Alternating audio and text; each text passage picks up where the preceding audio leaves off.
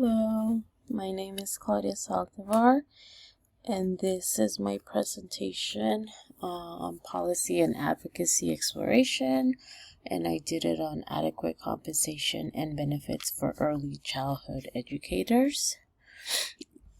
So about this policy, I wanted to focus on a policy that supports early childhood educators by providing adequate compensation and benefits, and this includes fair wages, strong benefits, and brighter tomorrows for children and their families. The reason I chose this policy is because I believe that early childhood educators are not properly compensated for the work that they do. Early childhood educators are underpaid and undervalued for the challenging and important work that they do. Early childhood educators build that foundation for a child's lifelong learning and health and well-being. So many times early childhood educators are getting their degrees, getting permits to be able to work in this field.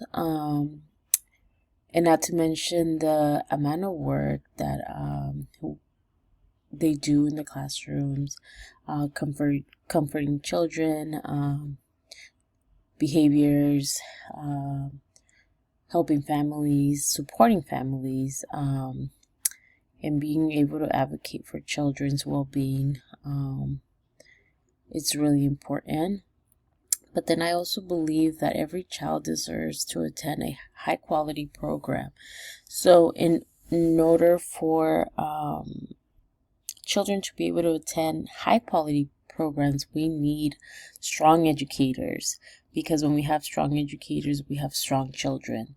And this will build a strong foundation for lifelong learning. So in order to be able to have this, we do need educators to be able to go to school, to be properly trained how to help children, how to help their families. So in order to do this, I do believe teachers do need to be able to go to school, but we also need to see the pay and how we can support early childhood educators to get better compensated. So some of the history: compensation for early childhood educator has changed gradually throughout the years. So during the earliest years, early childhood services were viewed as an extension of women's unpaid domestic responsibilities, where workers were paid very little.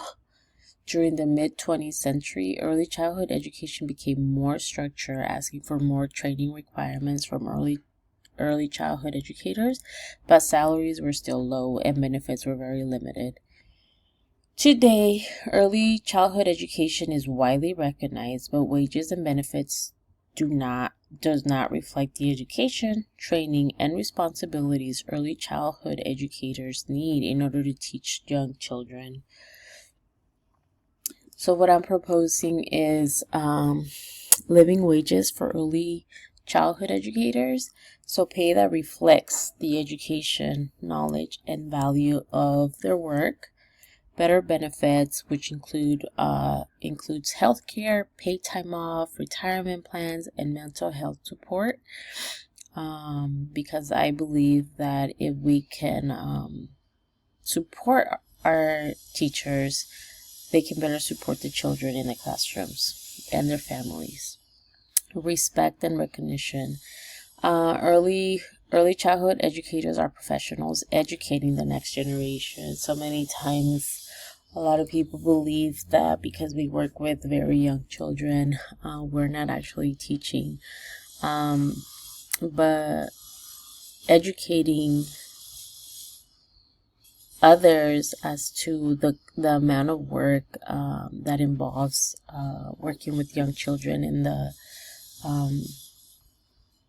how we support each child through their development in different areas and in different ways. So my advocacy plan is to share my knowledge with the whole community regarding the importance job early childhood educators do. So this includes my family around me, neighbors, friends, and also parents of my center. So advocating for the work that we do, and letting others know it's so important, and then also advocating with state officials to support early childhood education. So when we are able to advocate at state levels, I think that we can make a difference. And then my call to action is to contact my local state senator to advocate for policies to support and fund early childhood education, and create awareness about the importance of early childhood education and the work educators do to others. That's it. Thank you.